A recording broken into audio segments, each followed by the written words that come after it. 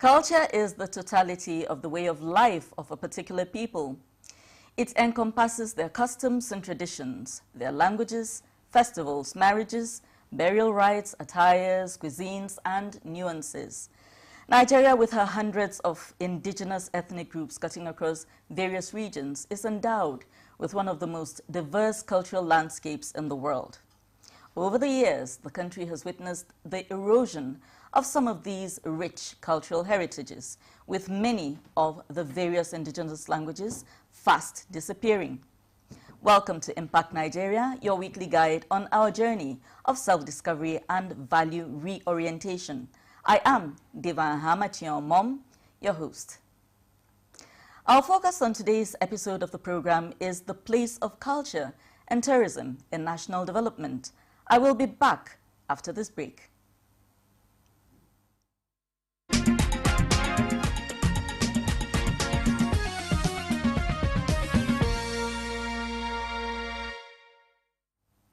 Welcome back. The negative impact of globalization on indigenous cultures across the globe cannot be overemphasized, as many people, particularly in developing nations, sideline their culture and tradition in the name of modernity. More and more people are abandoning their age-long values by cutting ties with their roots and embracing Western culture in its totality. The attendant crisis of identity is becoming more evident as many of our local languages go into extinction. Our background report offers useful insights into the value of culture in our quest for national development.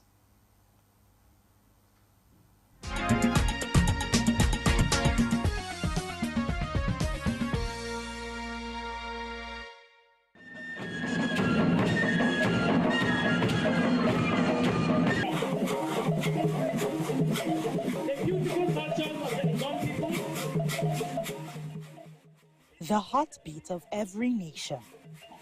The mirror that reflects who we are, where we come from, and what we stand for. Our culture, our pride. Culture is the rhythm that connects our steps, the thread that weaves our tribes into one cloth of nationhood. It speaks through our dance, our languages, our food, our music, and so on. All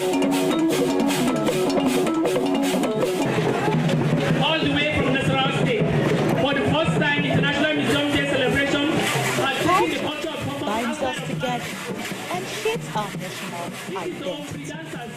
Culture is not just about dance or dress. It influences our values, our creativity, and even how we approach development.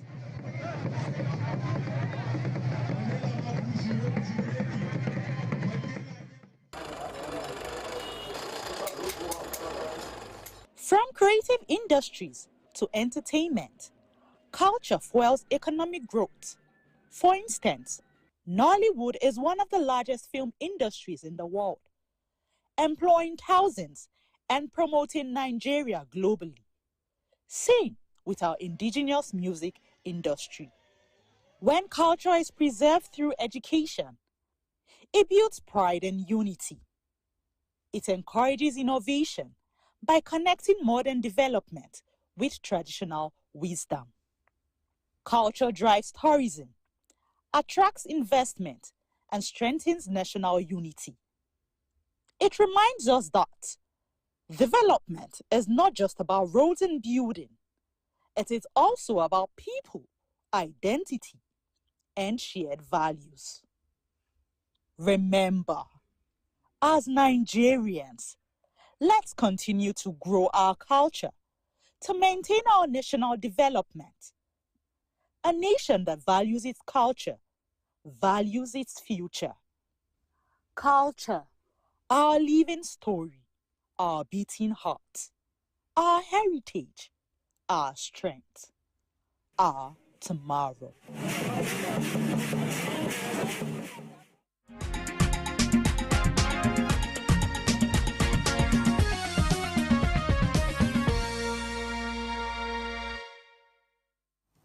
Now, apart from the rich cultural heritage that the nation can boast of, Nigeria is also well endowed with a lot of attractive tourist sites, from the various palaces and museums across the country to the numerous beaches, as well as the rich flora and fauna begging for tourists in many states of the Federation. The huge tourism potential cannot be overemphasized. Our next report highlights the country's tourism potential.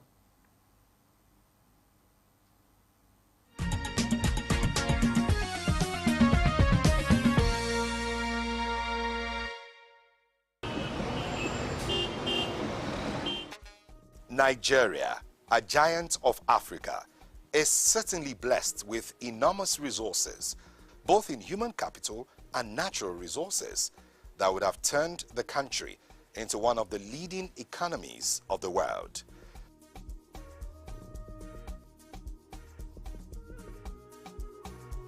The nation has struggled not just to harness its huge potentials, but to equally diversify its economy without much success. One sector that have often been overlooked by successive administrations is the tourism sector. With a massive tourist attraction scattered across the country, from rich flora and fauna to historical heritage dating back several centuries, as well as a rich retinue of cultural activities all year round, Nigeria is indeed blessed with untapped gold mine waiting to be explored.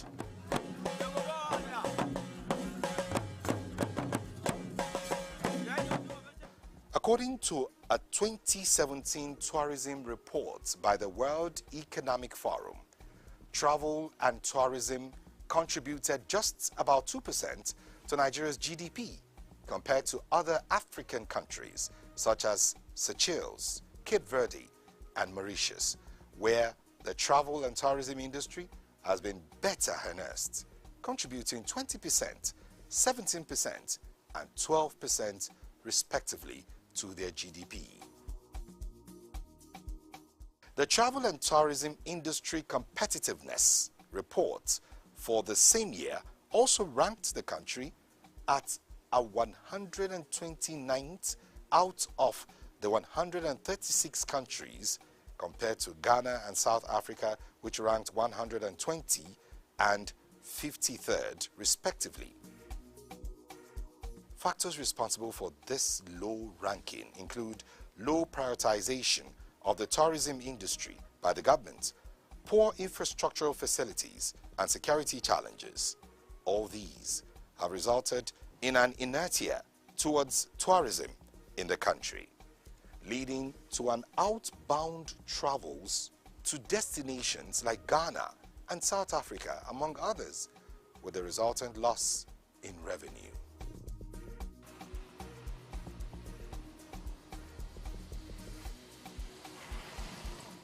A trip across the country will reveal one of the greatest reservoirs of tourist sites scattered all over Nigeria, starting from the nation's commercial nerve center of Lagos to the coastal line of the South-South to the Asian museums in the Northwest and the fascinating rock formations on the plateau.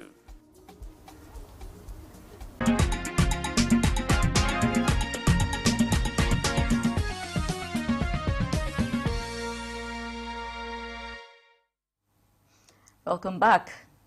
Now, joining us to x-ray the issue of how Nigeria can integrate culture and tourism into her overall development plan is a culture enthusiast and a major player in the nation's tourism ecosystem. Our guest is David Atta, the Chief Executive Officer of True North, an entity committed to championing the repositioning of tourism and of our tourism destination and events. It's good to have you with us. Good to be here. So we've been having a look at all these beautiful reports showcasing our culture, our dances, our traditional music, and all of this. But at the end of the day, what really is culture? Culture is what you've said. It's the totality of the ways of life of a group of people.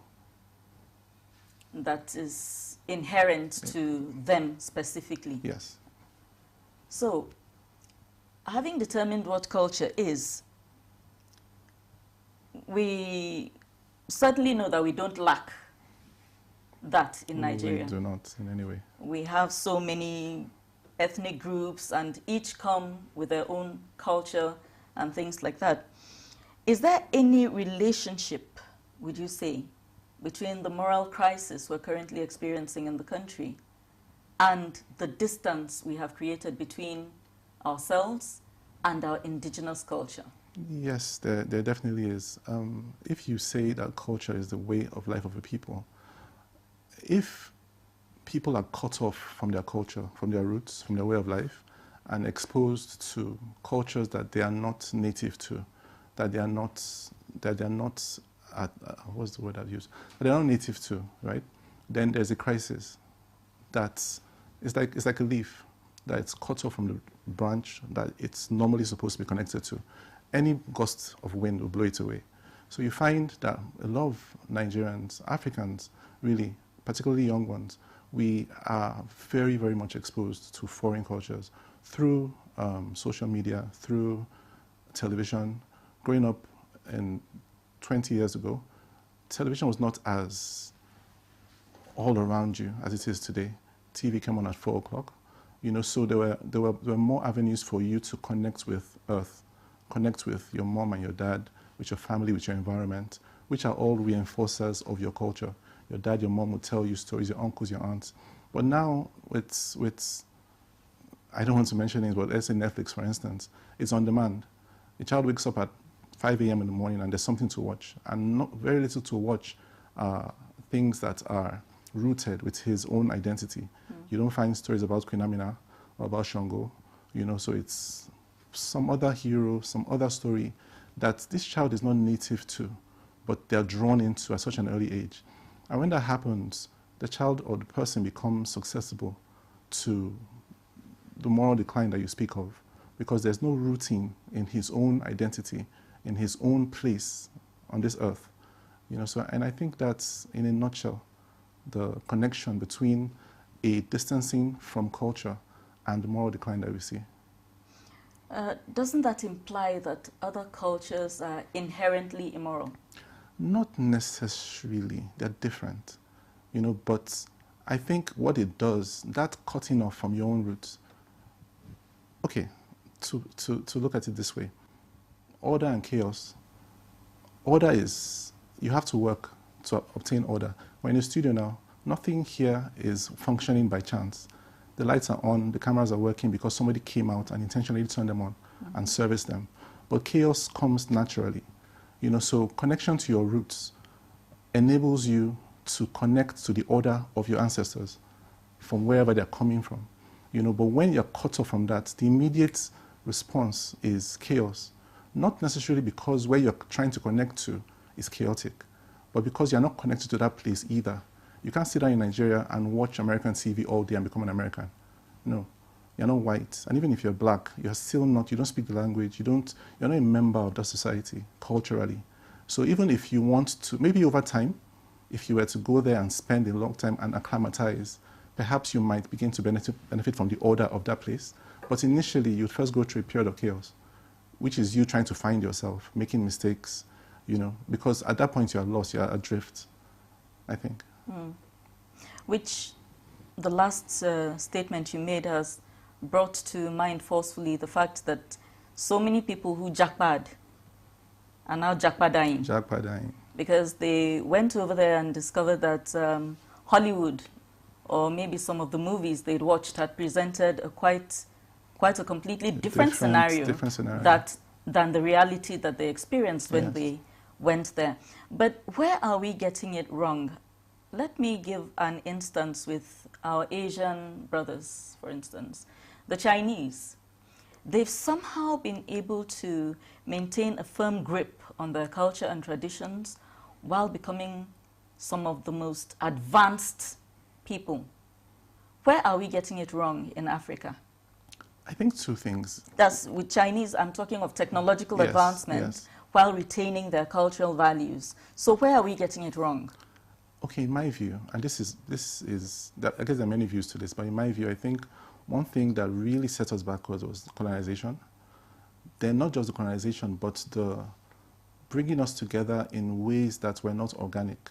Not just in Nigeria now, but look at West Africa, for instance. We're bordered by French-speaking countries on all sides, you know, and that makes it difficult to cooperate and collaborate. I don't want to go into whether that was done deliberately or not. It was done too long ago for us to hold on to that. But it definitely has had an effect. Another thing is this: we're quite young compared to the countries we compare ourselves to. You know, China has, yes, they were independent, roughly not much different from ours, but their civilization is 5,000 years old, if not more. You know, another thing is they are mainly mono-ethnic and monolingual. You know, they have variances, but the variances are like the different variances in Yoruba or Igbo. Okay. You know, so they can still understand each other. But we have major differences between the Hausa, the Yoruba, the Igbo, where you can't guess what an Igbo person is saying if you're Yoruba or Hausa to Igbo. You know, so these are barriers and walls that you really need to fight to break through. You know, that's one thing. Another thing is the exposure of Africans to Western culture in a way that I think is so ubiquitous that it doesn't allow you even look at what you have. So you spend the whole day wishing, you see so much of foreign culture, particularly the good side of foreign culture, that if you're not careful, you forget you have yours. And this brings us back to what we spoke about, cutting you off. Because sometimes, initially, maybe we're cut off, slavery and all that, but there's how you can be so impressed with the best of somebody else's culture, like the grass being green on the other side, that you cut yourself off. Coming back to the Japa syndrome. A lot of people, some people relocate and emigrate for greener pastures in the sense that what they are gifted to do, maybe music or sports, or trained to do, maybe a specialized discipline, can be best maximized abroad. I can understand that. But you find a lot of people, young people, who maybe have not even finished school or started school, don't have any special skill, you know, and they want to go as well, just thinking that once I get there, everything will be beautiful. And that's not really the case. You know, so I think to catch up with the Japans and the Chinas and the South Koreas, we first of all have to sit back and look inwards. And most importantly, realize that our differences are not so much a problem as they are an asset. Because what it makes you is multi. We all like multifunctional things. You want a car that can fly, that can go underwater. That's what Nigeria can be. If we look at our differences, not as areas for conflict, but as areas of, okay, when we are in Hausa land, you take over because you can speak Hausa. When we're in Igbo land, you take over because you can speak Igbo. That way, the whole collective can adapt and move and succeed wherever it finds itself, instead of what we've turned it into, which is we're so busy fighting with each other. There's no room to even think of innovating and moving forward and catching up with the rest of the world. And one last thing, it's really, really striking, because of all the continents, Africa is the continent that has the mix of a local population and a diaspora population that make it very easy to catch up technologically with the rest of the world, because there's no field of science where you don't have a lot of Africans who are very advanced.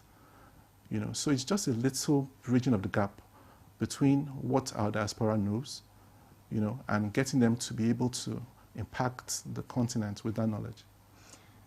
So still coming back to our culture, specifically in Nigeria, Yeah. is there any way of commercializing culture and making a profit out of it? Yes, definitely. How? Definitely. Where do you start? Is it adventure tourism, where people come in and want to visit and see the places that you have?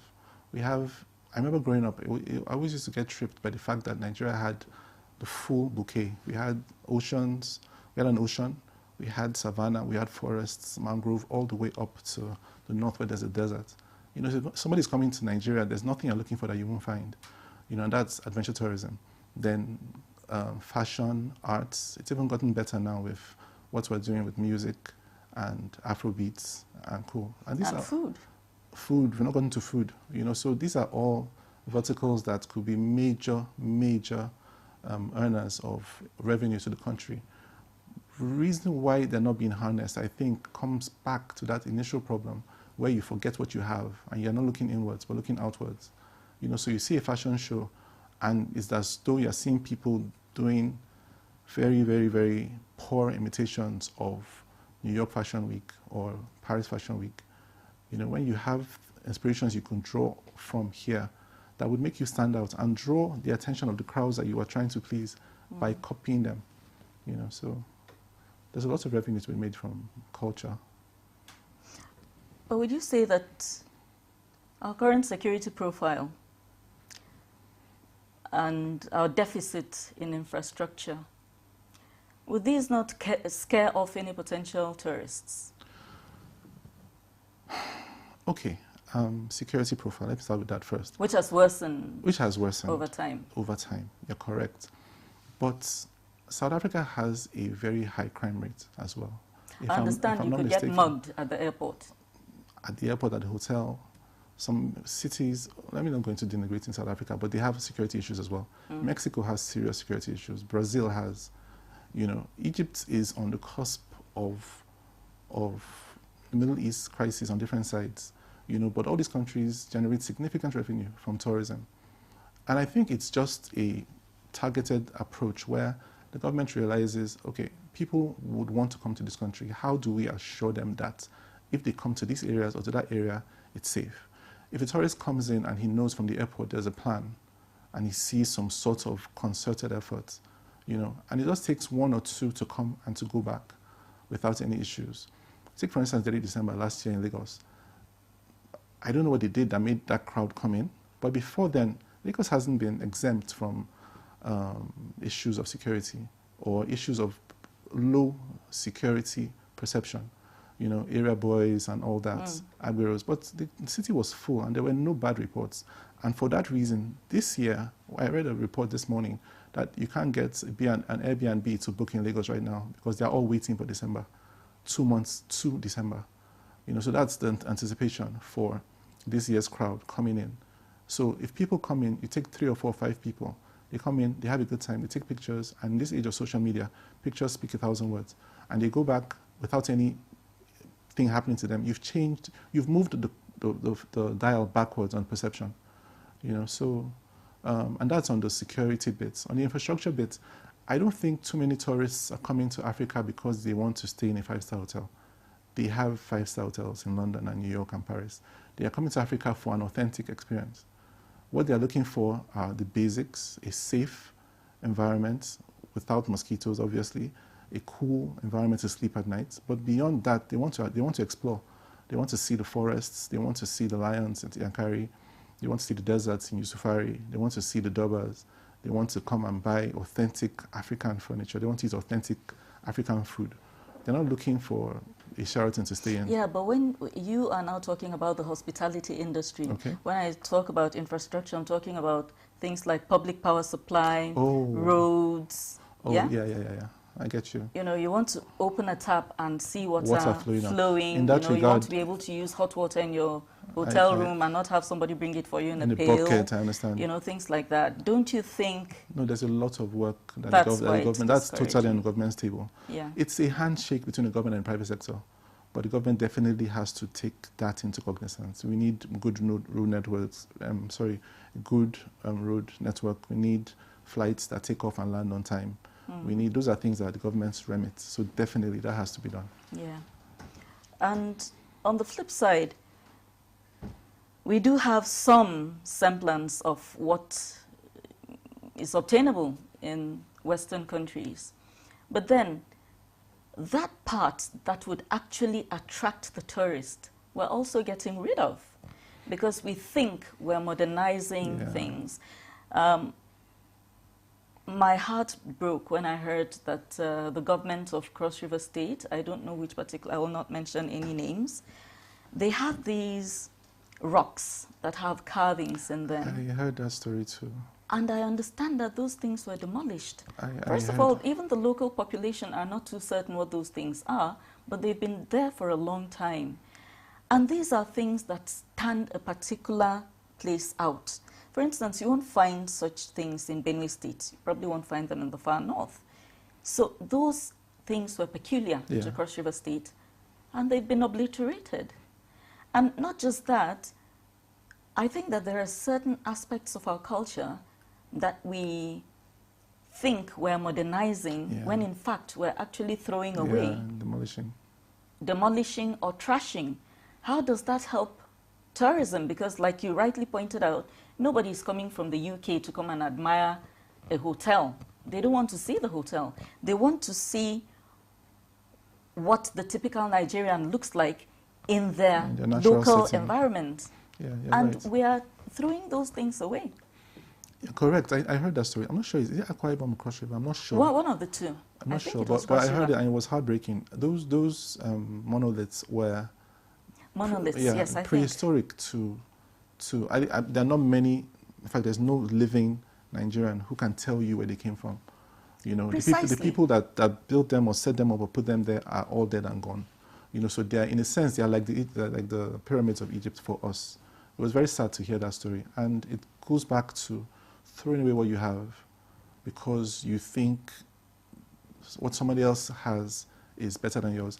And one thing that really made me think was, I think it was Queen Elizabeth, her death, the procession for her burial. There was a point where there was a very traditional event that took place in the procession where there were some guys that came with some robes and they covered her casket with some sort of thing. And you could tell that that was ancient English culture. Yeah. Whatever was going on there was very ancient and very cultural. It had nothing to do with what we have most identified with the colonial masters, which was the Christianity. You know, and it also makes me laugh when I remember that they came in, they demonized all our culture, our art pieces, but they took them away and they're still displaying them in the museum. they're still still holding now. on to those things. Not just holding on refuse to to let them. them go. Not just holding on, they're displaying them.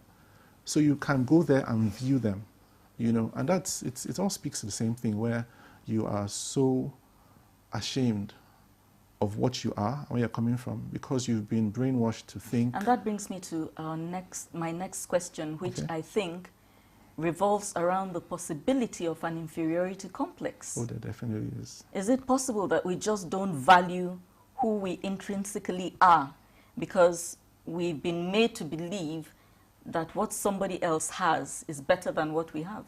We have been, but it's not intrinsic. It's trained. You know, a 2-year-old child, if you give them 2 toys, a figure of Captain America and a figure of the Idia face mask from Benin, wouldn't value either one of them above the other. There are those 2 things to play with. In fact, she or he might be more impressed with the face mask because it's more artistically, there's more artistry in it. She's seen a figure, she's seen her dad, but this figure has carvings and has etches and designs. That might even be more intriguing. So it probably is superior. But there's no Avengers movie featuring the Edo Kingdom or the Idia face mask. When that child grows to 5 and 10 and watches Netflix and Amazon, that's when the brainwashing starts. All she sees are heroes that are white or heroes that are in New York or heroes that are in America, and there's nothing about Africa and nothing about Nigeria. You know, so that's where the inferiority complex is programmed in. But whatever is programmed in can be programmed out. You know, and all it takes, and now there are business models that make it possible to do these things profitably. What it takes is to begin to showcase your culture, showcase your heroes. You think there's somewhere Nollywood can play a role in here? Yeah. I'm particularly concerned about the fact that when Nollywood does try to project things that are specific to Nigerian culture, it almost always winds up in witchcraft. Yes. Like that's literally the only thing Nollywood is able to Yes. showcase of deep African culture. Witchcraft or some sort of wickedness to the house help. You know, those are the 2 tropes that just keep on being pushed back and forth, back and forth. But there's so much more that could be done and that should be done. You know, even in nation building, even in propping up security agencies and agencies that, let's not even say agencies of government, but agencies that are constitutionally empowered to make life better for the Nigerian and to secure Nigeria. Nollywood has a big role to play in making them more acceptable to the Nigerian population. You find a lot of movies in America that make the military seem superhuman. True. Or that make the police, SWAT, seem, you know, more than what they are. And it's not by mistake. They are supported and funded by federal agencies and say, okay, there's a perception by this community that the police are this and that. How do you correct it? And say, let's do a movie, let's do a series. And they get funding for it and they do it. You know, Nollywood hasn't gotten there yet. Hopefully we will. It's evolving and getting quite better in terms of execution and producing and shooting and lighting. The missing element is the writing, so that the stories that you tell serve a purpose. Right now, that's a bit of random. You know, the quality is better. Production quality has improved significantly, a but lot. certainly something more could be done with the storyline. Yes. And the writing, maybe to a certain degree, execution, and so on. So we've touched on different ways in which perhaps the state could make money from tourism. What about the everyday Nigerian? Is there any way that the everyday Nigerian could benefit from more tourists coming into the country? Yes, definitely. Everybody coming in wants to go back with a memento. I bought this, I took this away. You see T-shirts like I went to New York, I went to, you know, and there are so many low-hanging fruits. For some reason, we have dropped the ball, the private sector, not necessarily the Dangotes and the Boas of this world, but even just the regular person who has 10,000 naira to invest. You know, okay, I want to make T-shirts to sell this December. You know, and I have 100,000 naira. I'm going to make T-shirts and I'm going to brand them. Welcome. I went to Lagos. I went to Abuja. You know, people come and they all want to go away with something authentic, something of good quality. You know, and there are so many tools now for an entrepreneur to build something, make a fashion piece while they're here, sell food to them, advertise, because the crowd is coming in this December, you know, and to advertise to them, to get them to show what you have to sell. I think one thing that's really important is to make sure that what you're selling to them is of good quality. Yeah. One, I know somebody who sells food, a particular kind of spice that she sells in a jar. She started in Lagos, she lives in Lagos. I know she sells significant numbers to customers abroad, mainly Nigerians. When they go back, they can't find that kind of spice in London. So she ships to them almost throughout the year. You know, and that's one opportunity. The same thing with fashion, the same thing with art pieces, artworks. As long as your pricing is fair and your quality is good, you will sell. You will break into the market. Now you see, one part that is somewhat disheartening for people who are not based in Lagos is that, okay, let's take it that Lagos has had a long-established reputation as the entertainment hub of Nigeria, the home of business in Nigeria and so on. So it seems like everything happens in Lagos and ends in Lagos. Yes. So you hear about Dirty December. Yes. When are we hearing of Glorious Abuja or Marvelous Benue? It seems like everything just begins and ends in Lagos State. Okay. What's the problem? It's culture, because you have cultures within cultures. Lagos State has a culture for business. I think the competition based on the population, right, has forced them to develop that. You know, if you want to sell something, it's the biggest market. If you go there, you get someone to buy it. So sellers go there, buyers go there. You know, but the beauty about Nigeria is our population. A lot of people say our population is a problem. I think it's an opportunity if we harness it. Abuja has between 6 and 9 million people, I think, in that range. So if you sell to 1% of that, that's 60,000 people. There are not many things you are selling that you would be able to cater to that crowd. Another thing is this. I don't know if you know, there's a platform, I'll mention the name. There's a platform online. It's like the Amazon of Nigeria. Can I mention the name? No. Okay. Okay, right. So if you go there and you want to buy something and you specify Abuja, after the first 3 people selling, all the rest are in Lagos, but they still put Abuja addresses. It's at the point of payment. They tell you they're that in Lagos, but they're putting Abuja addresses. Because even from Lagos, that's the hustling culture of Lagos. From Lagos, they're still trying to reach out and chop Abuja money. Wow, you know, by the 4th crazy. or 5th person you call, well, I'm in Lagos, I'm just going to pick something. It's not true. You're in Lagos, you know. So I think for that, the idea is just for them to be as entrepreneurial as possible. Well, sorry, I'll have to cut you off here, but we'll come right back to this and continue from where we're taking this break. Right. I'll be back shortly after this.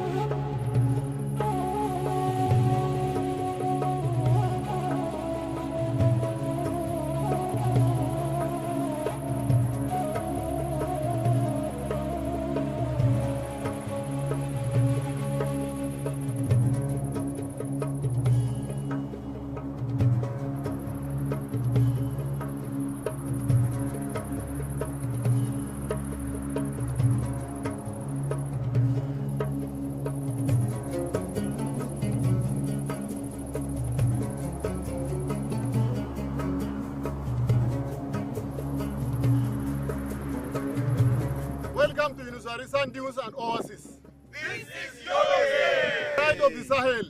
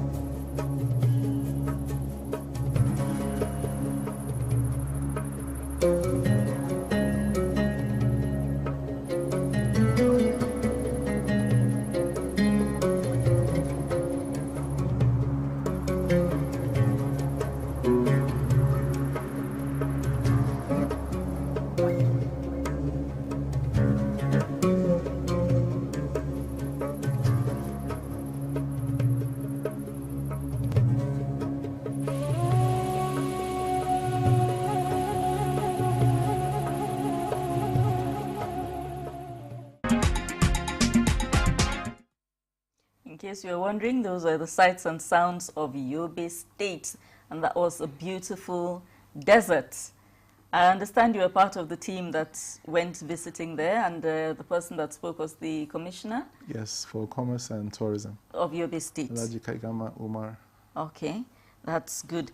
Now, as part of efforts to reposition tourism in the country, you are currently working on a project. Would you want to tell us more about that? Okay, it's a desert race and safari. You know what happened in Lagos a couple of weeks ago? No. There was a boat race, Oh, okay. like the equivalent of the Formula One, but there's a series for boats, speedboats, solar-powered speedboats. You know, so something similar to that, but this will be in the desert. So, desert race and safari. There's a local government called Yusufari. It's like 3 hours from the capital. You know, so we're taking drivers, taking jeeps, and there's not a lot of infrastructure. Going back to what you said, to support a large crowd, you know, but we'll make sure that it's well covered online, you know, and on TV, so that people can watch from wherever they are in the world. And what's the purpose of this activity? The idea is to begin to uncover the tourism potential of the north, starting from the north, because those are the areas that are really, really, really abandoned, not even talked about or touched at all. But there are lots of really beautiful places in the north, from Yobe, the deserts, to Taraba, Mambila, parts of Taraba that you will not believe are in Nigeria. you know, the highlands, similar to what you have in Obudu. You know, then the culture as well, the Durbas. There are plans for a grand Durbar in Kaduna. So basically uncovering the tourism potential of the north, the cultural assets and tourism potential of northern Nigeria. Oh, so when you say north, are we talking core north? Are we talking north and middle belt? Because middle belt is essentially north central. Yes, north central. We're talking of the 19 states. 19 states of the north. East, west, and central. And the FCT. Oh, and the FCT, and yeah. the FCT. We keep forgetting. Yeah. So FCT is technically north. It's technically right? north. Yeah. Some people like that, but... No, that's true. It's smack in the middle, Yes. but our culture, the weather, and everything just Yes. shows that it's north. Then also the language. Yeah. There are lots of Hausa speakers in Oja. Hausa, well, let's not offend the baggy people. I They'll understand. feel bad. I understand, you're right. So, in addition to Yobe State, Yes. what should other states expect? They should expect a concerted effort to publicize their cultural assets, combined with a platform that enables the businesses in their states that will serve the tourists that we plan to attract, for those businesses to be empowered, to be trained, to be given the tools and guidance that they need, to be able to serve the tourists that come in a way that the tourists come back, in a nutshell. So basically a closed loop of the tourism ecosystem. So apparently the safari in Yobe State is gradually becoming a global event. And for this year, what you have is the Race and safari. Is the race and safari. Okay? So what should those that are participating in the event expect? Or rather, how is it being coordinated? It's, okay, first of all, it's being coordinated in conjunction, strong partnership with the state government through the Ministry of Commerce and Tourism in Yobe State. So what we're having is, I don't know if you've seen the Dakar Rally. Yeah. So basically it's a race in the desert. It's endless stretches of sand. So the tracks and the layouts will be sorted out, funny enough, this next week. So we're going to Yobe next week to finalize that, at which point, shortly after, then the details will be released with the track list, with if you want to compete and take place, although it's a very grueling, in fact, the discussion right now is still contemplating whether to use local drivers who know the terrain, you know, whether to open it up to the public. We're still not sure about that, you know, but expect to have the Dakar Rally repeated here in Yobe.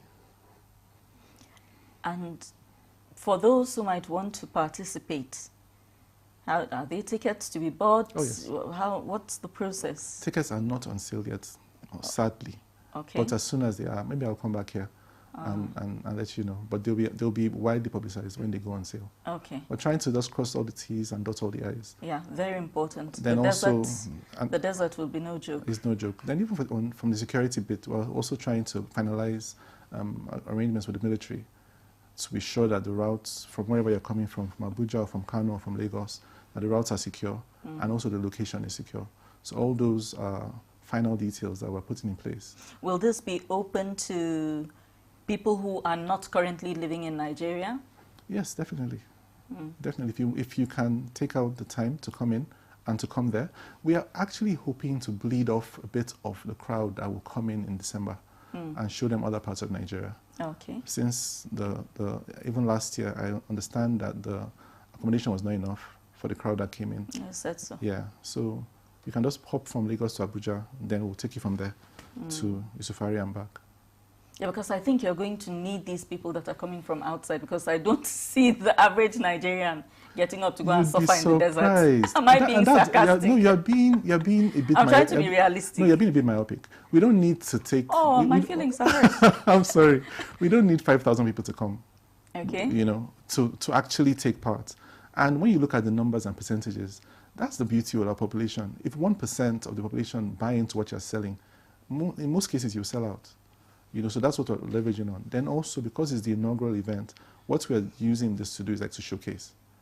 You know, then we have discussions with the government ongoing for them to begin to ramp up facilities, infrastructure, accommodation, and hospitality because it's going to be an annual thing. It's not just a one-off. It's annual, definitely. So that by the next edition and the third edition, then we can begin to accommodate larger crowds of both participants and audience. And what does True North hope to gain out of this? True North is a business community, digital business community that is multi-sectoral. So what our objective is to develop the workforce across sectors in a way that is beneficial to them, profitable to them, but also that develops the industry that they work in. We're starting with tourism and creative economy, and we're trying to build models that empower the businesses and service providers, but also give the customers a good experience. You know, so we hope that if we do this, then gradually we can revive or build mini ecosystems across different sectors that demonstrates the viability of the northern economy. Why are you more concerned about the North? True North is a pilot for a nationwide rollout. So we're starting in the North because it's greenfield in almost all sectors. You know, there's not a lot going on in most sectors, or rather there's room. That's not fair. There's room for more players in almost all sectors, from tech to sports to tourism to creative economy. There's room for you to come in, you know. And to be frank, we've actually had a very, very good reception almost everywhere we've gone, you know. So it's just made good business sense to start here because there's room to grow and to succeed, then to use that experience and to roll out the rest of the country. So let's come to you, Mr. David Atta. Yes. Can you tell us why your mind pushed you in this direction? What was the thought process behind establishing True North? The thought process behind establishing True North was, to be honest, and not trying to sound one kind, was to be able to, in 10 years' time, I have 4 girls, in 10 years' time, be able to take them around a trip of their own country without having to get a visa, and to feel as proud as they would as an American child or a Spanish child or a Switzerland child would feel going around their own country. We have everything that those countries have. What we lack is just connecting the dots between service delivery, security, infrastructure, and people understanding that if you render a good service, you get return customers, you make more money by doing a good job.